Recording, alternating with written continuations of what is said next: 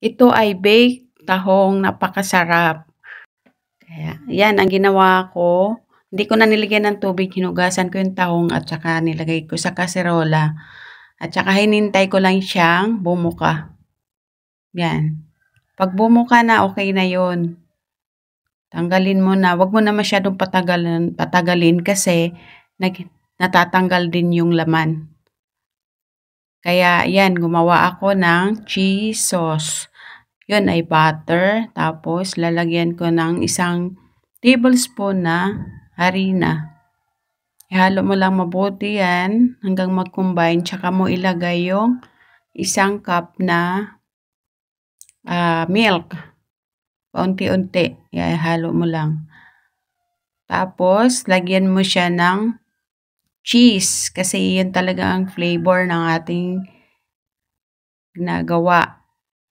Cheese para ilagay sa ating baked tahong. Tapos, timplahan mo lang siya ng salt and pepper.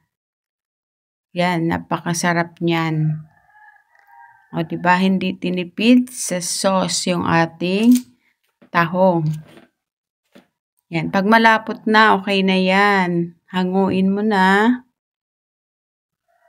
Tapos, i-prepare mo na yung tahong. Yan, tanggalan mo na ng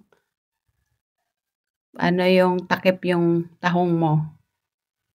I-arrange, tapos, saka mo lagyan ng ating ginawang cheese sauce. Sa sauce pa lang panalo na, kaya napakasarap ng ating baked tahong.